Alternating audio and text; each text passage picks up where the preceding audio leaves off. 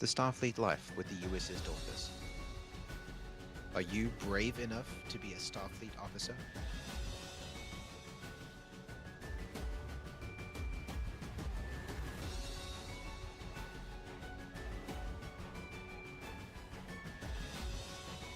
Do you have what it takes?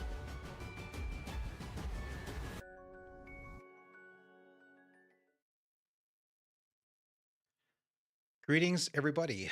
I am Admiral Owen Swart, Commanding Officer, USS Dauntless, and this is the briefing with the Admiral for Stardate -268707.1. Today we're going to be talking about reporting. As a Starfleet officer, the word report or reporting is something you're going to hear a lot. Report here, please report there, please submit a report on this. Have you reported in? Have you failed to report in? That kind of thing. The word report is a word that features a lot in the life of a Starfleet officer. So I think it's worth spending a bit of time explaining what reporting means exactly in the different contexts, in the different ways that we use the word, and what it's for. Why do we do all of this reporting? Why is it such an important part of our lives here in Starfleet? So, in essence, reporting is about the transfer of information internally. So we're talking about information flowing typically from the bottom of the chain of command upwards. So the chain of command is it's again a metaphor that we borrow from Starfleet, which is based it on the military, and we don't use it again in quite the same way that the military does, but we borrow the concept because it's useful to think about it in those terms. In the military, the chain of command is you have levels of authority. The higher you go, the higher your level of authority, and you have superiors, that is, people above you in the chain of command or in the hierarchy of authority, and you have subordinates, people below you in the chain of command or the hierarchy of authority. In Starfleet, um, we don't quite have authority in the same way, but we do have responsibility. The higher you are in the chain of command, the more responsibility you carry, and the subordinates, the people below you in the chain of command, will be looking to you for leadership and guidance and for support in their day-to-day membership and activities. So it's important that people at every level in the organization, every level in that hierarchy, in that structure, the chain of command, is able to communicate their activities, their questions, queries, everything up the chain of command so that people with the appropriate level of authority or responsibility can action their activities or their requests or their concerns or anything like that. People who are able to take action on those things can do so, and also so that those people in levels of authority know what the people below them are doing so that they can help to facilitate that experience more effectively. Before we continue, I just want to welcome Captain Van Groenen and Chief Kotze, who have joined me here in the screening room today. Just as a reminder, these streams, although they do go out at an awkward time, which is sort of middle of the day on a Tuesday, if you're an active duty member of the Dauntless crew, you are welcome to join us in the screening room in the Dauntless Discord. You can participate in the activity live. If you're not a member of the Dauntless crew, or at least not an active duty member, you're welcome to join us on YouTube. The YouTube chat has a bit of a lag to it, so I don't necessarily see all of the questions and comments that come through on that channel immediately, but hopefully I'll be able to see them and action those items as they come through, or at least when I see them. But if you want an immediate response or you want to be able to interact with me directly, Discord is the way to do it if you are an active duty member. Of course, if you're not able to participate live on a Tuesday, which is admittedly again an awkward time, you're welcome to watch these videos later. They're uploaded to YouTube and to Facebook. Welcome to drop a comment in either of those places or reach out in any other way if you have any questions, comments, concerns, or any other feedback that might be of interest. All right, so let's move on to the types of reporting. There are three sort of main types of reporting. The first is the quickest and easiest, and it's the one that contains the least amount of information, and that's what we call reporting in. So reporting in is something that a person does when there is a change in status. So that status might be, for example, you have been reassigned to a new department. That's a pretty big change in status. So you would, as a matter of course, report in to the new person that you report to, your direct superior. Again, we're using that military terminology. That doesn't mean that they are a superior person to you. They don't have any kind of legal authority to you. We're just borrowing the military metaphor. That means that they are above you in the chain of command. So you report into your superior, and typically the way you would do something like that is to deliver the least amount of necessary information. So you would do something like identify yourself and then state what you're doing. And in a situation like that, when you're reporting into a new department head, for example, you would simply identify yourself by stating your name and rank. I am Admiral Owen Swart, reporting for duty, sir. That's it. That is the reporting in report. That's what that looks like. The minimum amount of information required. And that's typically what you want to do whenever you're reporting in, whatever the circumstance. You want to identify yourself just in case the person you're reporting into has, even if you know them, maybe they've forgotten your name or they are not up to speed on what your current rank is or something like that. You can identify yourself and refresh their memory, and you can eliminate any awkwardness from that interaction by doing so, and then tell them what you're doing. You're reporting for duty, so it's wise to follow that up with sir, just so that you are acknowledging that that person is in the position of authority in that situation. You don't have to follow that script exactly. In Starfleet, we're a lot less formal than in the military, so you don't necessarily need to do it military style. But I think it's a good habit to get into, of using that kind of script, just so that you get into the groove of doing that whenever it is appropriate to do so. So a big change in status would be switching departments, or perhaps a slightly smaller change in status. Perhaps you've changed your rank, in which case, by identifying yourself to your direct superior, you are informing them of your new rank if they haven't already noticed. So if I had recently been promoted to Lieutenant Commander, I might go to my department head and say, Lieutenant Commander Owen Swart, reporting for duty, sir. That would then inform them that status has changed and inform them that I am ready for orders if there are any orders going. But probably the most common time that you're going to be reporting in is when you're at away missions. So there, the change of status is that you have gone from off duty to on duty. You would seek out the person who is responsible for the mission, typically the mission commander, otherwise the ranking member present would also be sufficient. And you would walk up to the person, you'd assume the Starfleet salute position, which is the at ease stance with your hands behind your back, your feet roughly shoulder width apart, shoulders back, head up, give a subtle nod, and identify yourself. I'm Admiral Owen Swart, reporting for duty, sir. That informs the person who you are and lets them know that you are present. They can then mark you as present on their mission log report, which I will get into a little bit later.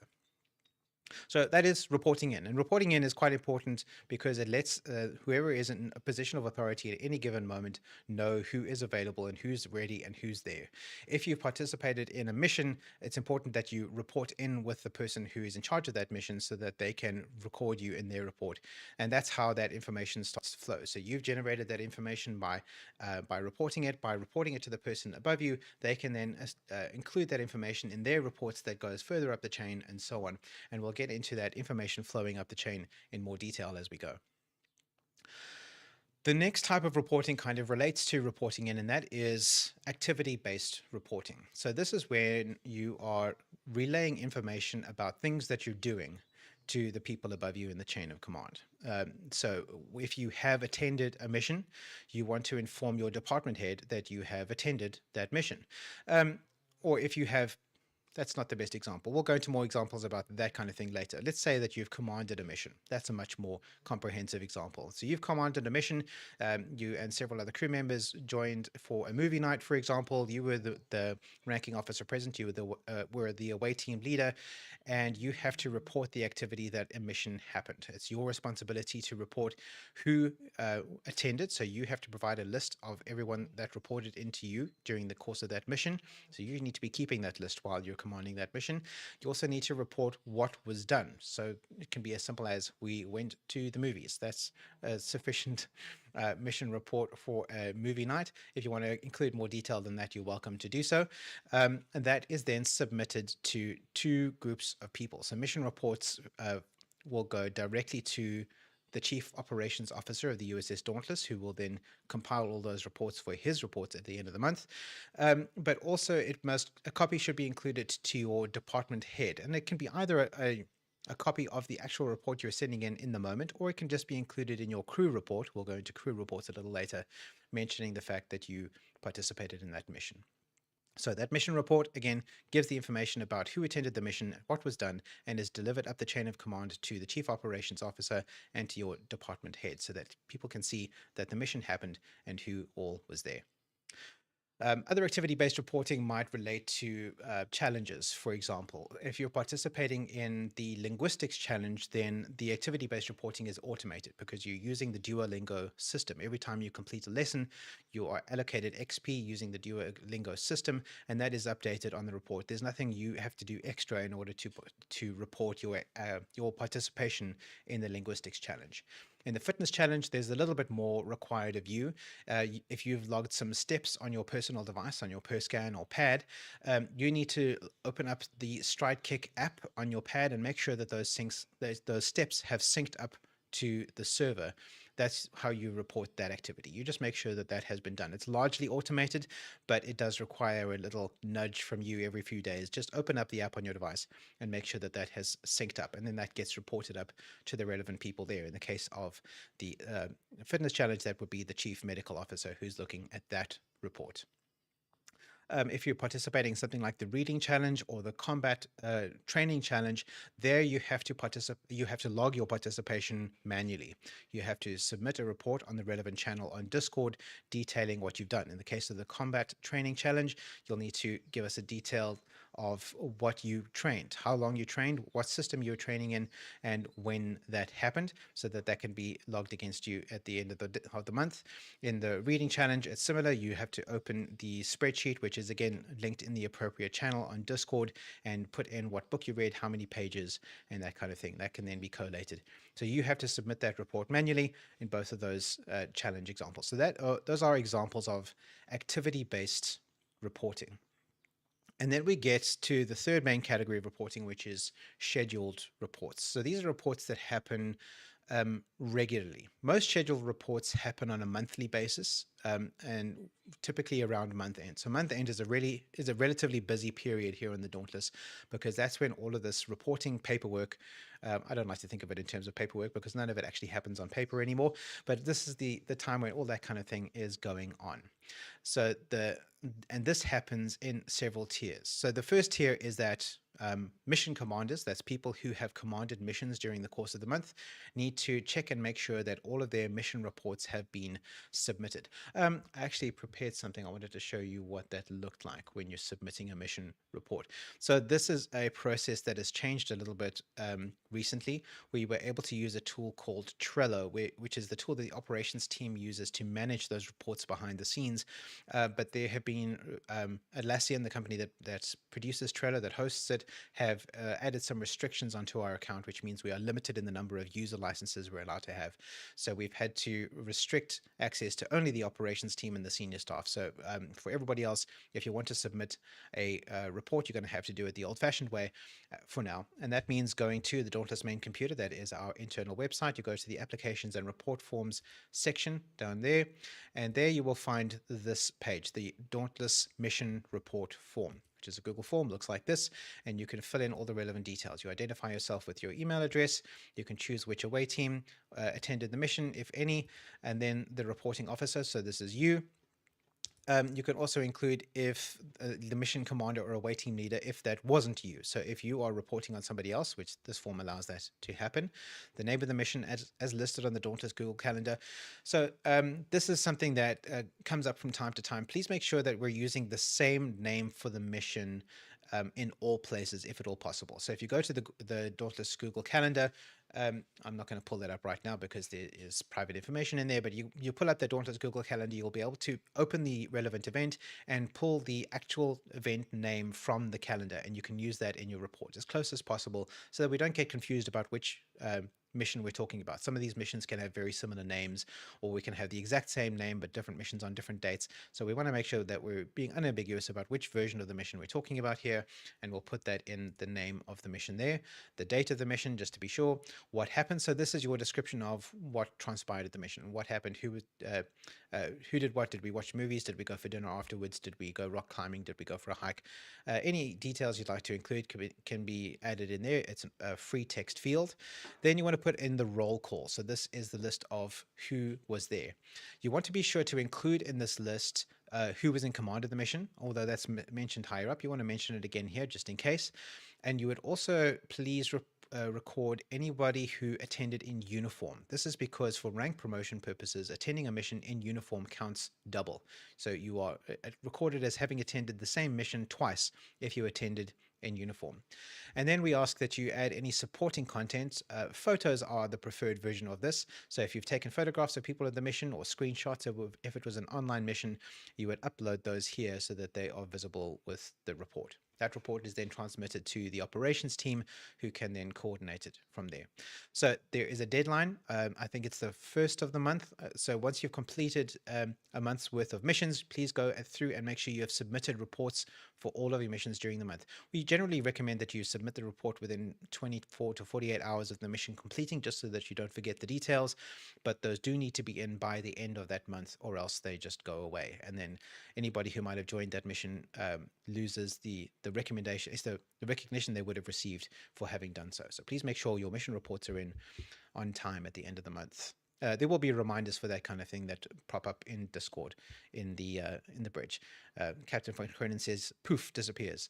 It kind of does. Yeah, if there's no record of it happening, then it may as well never have happened. As the children say, pics or it didn't happen. So please include some pics. The pictures that you upload here won't be used on the Dauntless social media page unless we've asked you for permission. So if you upload a nice picture, the communications team might approach you and say, please, could we use this on Instagram or Facebook or whatever? And if you say no, then that's fine. If you say yes, then that might end up there. So try and make sure that you're taking the best possible photos. Maybe we'll do another one of these videos someday on how to take good selfies, but not today. All right, so that's what a mission report looks like, and that should be submitted by month end. The other reports that need to be submitted every month are the I don't think there's a collective name for them, but these are, you can think of them as the chain of command reports. So everybody needs to submit a report on what they are doing and the people below them are doing to the people above them. So this starts, the first layer of this is what we call crew reports. So every single member of the crew has to submit a crew report every month to the person directly above them. And that includes me. I report them to myself, that's a bit weird, but you kind of get used to it. So what does a crew report look like? So the crew report should contain 4 basic pieces of information. The first is what Dauntless events you attended. This is my actual crew report from a couple of months ago, by the way, in case you're wondering. This isn't a mock-up, this is my actual report. So what Dauntless events you attended. What operations will typically do is on or about the last day of the month, typically after the last mission for the month has been concluded, they will drop a text list of all the missions that were run that month in the bridge channel here on Discord. So what you can do for your crew report is just copy and paste that entire list, and then just delete out the ones that you didn't attend, and then you've got a nice comprehensive list with the correct names, and that's nice and neat and comprehensive for everybody. So a complete list of all the missions you've attended. This is to create redundancy. So if the mission commander made an error on their mission log and they perhaps either didn't submit it in time, or perhaps they left your name off the roll call or something like that, we have a second source whereby we can verify that you attended that mission, because mission attendance is very important, especially when it comes to priority 1 missions where the future of your career might be involved if you don't participate. So we want to make sure that we catch everybody who has attended to that mission and make sure they get proper attribution for having attended those missions. If you'd like to, you can include in this mission report whether or not you attended in uniform or whether you commanded. I don't usually include that in my crew report, but it's not a bad idea. Maybe I'll start doing that in future. So that's the first piece of information you want to include, is which Dauntless missions you attended. Next, you want to include which academy courses you completed. For that month, I didn't complete any academy courses. When I mean academy, when I say academy, what I mean is Starfleet Academy, Starfleet Educational Services, which includes the Starfleet Academy and the Starfleet Marine Corps Academy. But it can also include any other courses or certifications you might have accumulated during the course of that month. So let's say you've just gotten your driver's license, or you've just gotten a certification from Amazon Web Services, or you've just completed your PhD in astrophysics, or whatever it might be. If you've achieved a certification that month, you can include that list here. I would also ask that you consider that activity-based reporting and submit a copy of that certificate in the certification channel here on Discord. Again, to make sure that we've got that duplication and that redundancy, we want to make sure that we're giving you proper attribution and credit for the certifications that you've acquired. This is so that the Chief Science Officer can update the spreadsheet that he maintains, which records all of the relevant qualifications that every member of the crew has. So if somebody wants to make an application for transfer to a different team, or for a different position or a duty station on board, that we have a central record that we can refer to see if you have, or which of the relevant qualifications you might have. So that happens under Academy courses completed. Next, we ask you to log which public service hours you have logged. So I'll be doing another one of these videos on public service. I haven't put it out yet to explain exactly what that means, but there is a page on the website. You can go check out what the public service situation means there. Whatever volunteer work that you've done for the month, we want you to make a record of how many hours you've served, as well as which organization you served it under. So in this particular month, I served 54 hours at an organization called Cheetah Outreach, and I served 1 hour at WCBS, which was actually part of the away mission, which was the blood donation mission. So we count that as public service. It takes roughly an hour or less than an hour to do the actual blood donation thing. So then everybody who participated gets that 1 hour public service at WCBS, which is the Western Cape Blood Services. If you have any additional comments or concerns, any other information that you'd like to run up the flagpole, this is a good place to put that. That can then be included in the report, which is passed on to the next level and the next level and the next level until it reaches the appropriate level in the chain of command and can be actioned appropriately.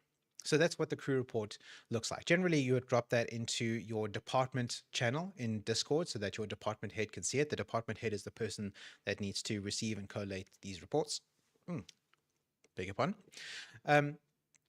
So department head is the one who needs to receive your crew report. Your department head will be submitting a crew report of his own or her own, and will be included into his DMSR, which is the next level in that chain of command reporting, the departmental monthly status report, which looks something like this.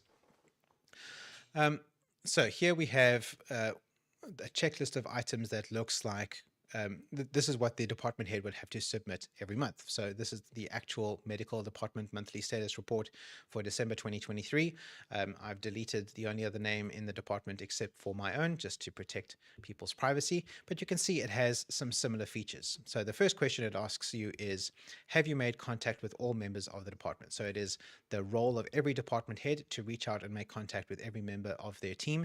And what this is asking is if you successfully did so. In that month, I did not successfully make contact with every member of my team. There were 2 members of the team for that month, myself and one other person. I did not successfully make contact with that person that month, so I had to list them under no contact. Next question is, who do you recommend for promotion? As it happens, during that month, there was nobody in my department that I was ready to recommend for promotion. Recommending for promotion is, there's a protocol issue when it comes to recommending, well, not only for promotion, but for any kind of recognition, really. So although we say that it is on the shoulders of every member of the crew to manage their own eligibility for things like promotions and awards, it's also seen generally in Starfleet as a whole to be kind of a little bit inappropriate to actually request promotion or awards for yourself. I'll get to that question now. Let me just finish this point. So requesting promotions or awards for yourself is seen as a little bit, not quite rude, but a little bit inappropriate. And at higher levels, especially when you're talking about fleet level promotions and awards, if you've nominated yourself, that will actually count against you and may result in that being rejected. So what you want to do is you want to make sure that somebody other than yourself is aware of the fact that you're eligible for promotion, but without actually asking the person who is supposed to be promoting you for that promotion, which is admittedly a fine line to walk. And that's part of what this reporting structure does.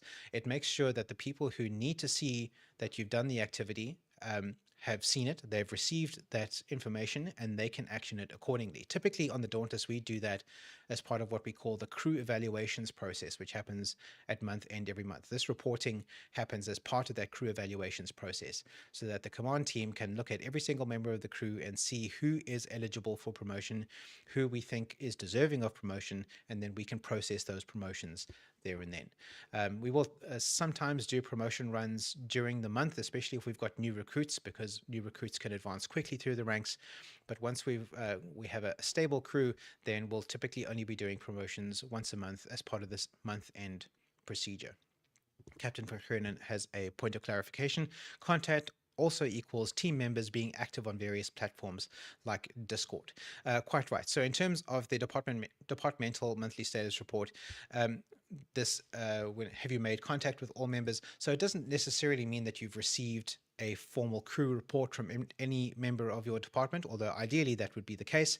It just means that you've successfully had some kind of an interaction with that person. If you've seen that that person has been active in one of the Dauntless official channels, so if they've made a comment somewhere on the Dauntless Discord, or maybe replied to a post on the Dauntless Facebook group, that counts as contact as well, because it means that that person has made contact with somebody on the Dauntless during that month. Ideally, it would be with the department head themselves, but we know people are sometimes have difficult circumstances and can't always reply to their messages and things like that. So we have to allow for those kinds of circumstances. So making contact isn't necessarily a direct one-to-one contact, although that is ideally what we prefer. And in fact, preferably that would be in the form of a crew report that comes through at the end of the month.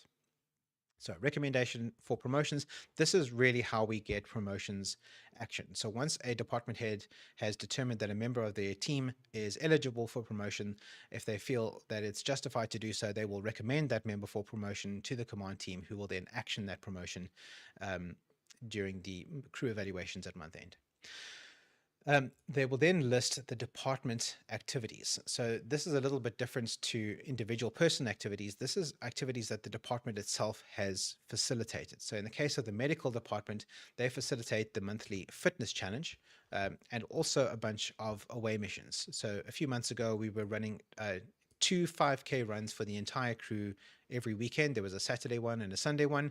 We've since scaled that down. We now only run park run for the TAU team, which is the members here in Cape Town, South Africa, but we may change that configuration again if there's demand to do so in future. So at this time, which was a few months ago, we were running 8 of those missions every month, and here they are all listed, including the blood donation mission that happened that month, which was also operated under the auspices of the medical department. The medical team facilitated that mission. Then we had department concerns. So here the concerns were mentioned. So these, if there were concerns raised by members of the medical department during that month, they would be included here if a member higher than the department head needed to action those concerns.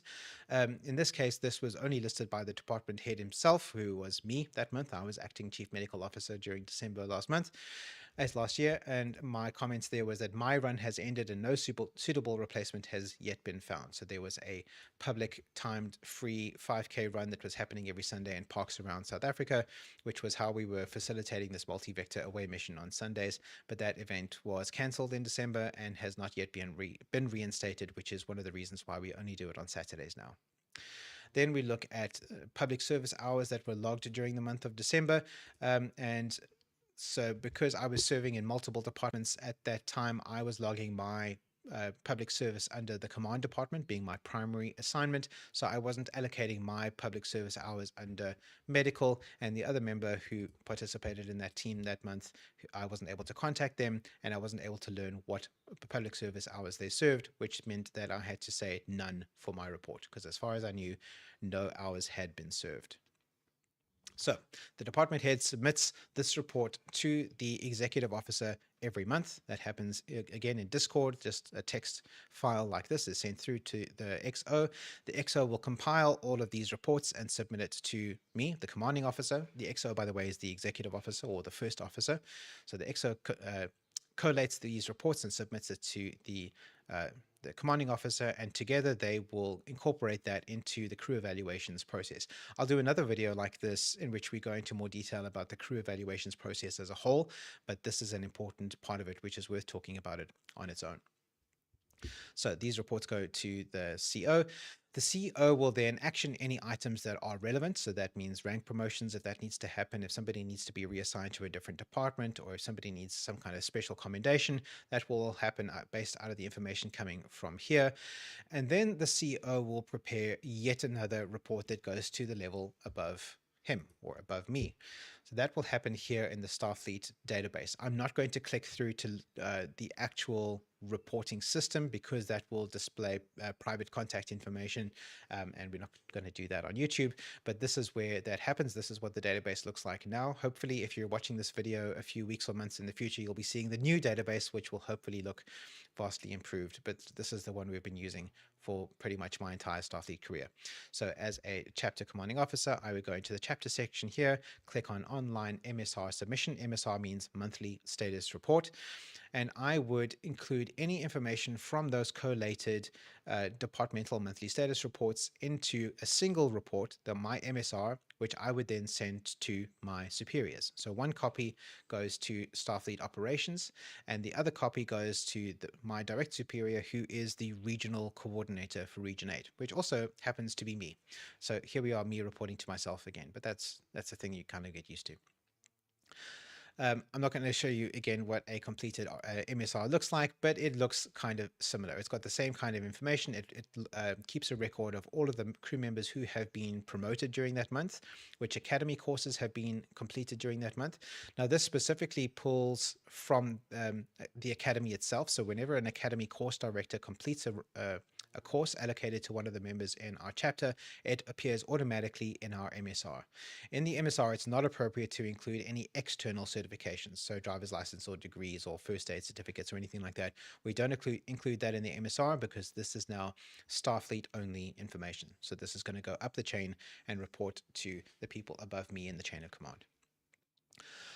Once I've completed that, I would then take a break, because that means that my crew evaluations are done for the month. This is the last step in the crew evaluations process.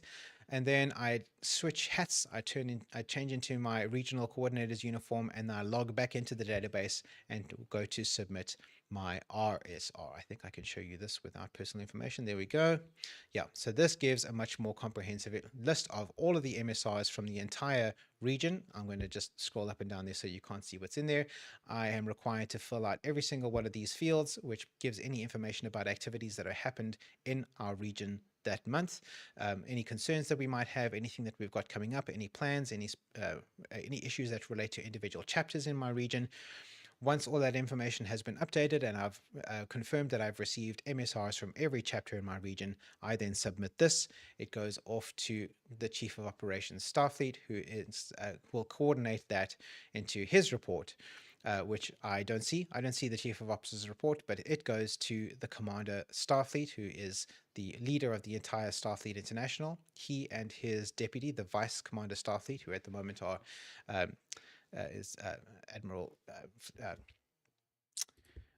Admiral Case and there we go, Admiral Nottage, Fleet Admiral Nottage. They submit this report, the command status report. So even though these two gentlemen are right at the top of the chain of command of Starfleet, they still report to somebody. Everybody has a boss, and the people that they report to are everybody else. So the Commander Starfleet is an elected position. We elect the Commander Starfleet through an election that's held every 3 years, I think it is, which means that the Commander Starfleet is accountable to the general membership and submits a report that looks like this every month, beautifully designed. This is our class of ship. Of course, the defined class is what the Dauntless is, and this the design work is done by Captain Pretorius, who is the CO of one of our daughter chapters, the Charlton Station here in Region 8. And this includes information that is gleaned and collated from all of the reports from all of the various department heads and staff members throughout Starfleet, so that the rest of us can get a sense of what's going on in Starfleet. Captain Van Kernen says, yes, it is very pretty. It's very well put together. So this is done every month by around the 15th of the month. Salient information from here is also included in our newsletter, the communique, but that's more about light reading. This is more about giving precise updates about what's going on in the fleet. So that is the chain of command reporting that goes all the way up and down. So you can see why it's relevant that this flow of information happens, and it's primarily happening upwards, so that people who have the relevant authority and ability to action an item receive the information in an appropriate way and can then act on it appropriately, and then hopefully everything that needs to get done gets done. That's why reporting is so important. Chief Kotze says, I assume this information is also required for NPO compliance. Some of that kind of thing is, yes, it would be included in, there is information included in there that's relevant to our tax status, which is, of course, the main legal issue why we have to have our non-profit status retained, is we have to submit tax records to the IRS because we're incorporated in the United States. So some of the information included in that would be relevant to that report, which is submitted, I believe it's annually, by the Commander Starfleet. But I think that is everything we need to say about reports. Thank you very much for joining us today. If you have any questions about reporting or reports, please feel free to submit that again on YouTube or Facebook or TikTok, Discord, Telegram, by postal mail, whatever you think is the appropriate way for you to submit that question, and we'll do our best to address it either in the comment section or perhaps in a future video. Thank you very much for joining us this morning or this afternoon. We will catch you at the next one. That's it for today. Swart out.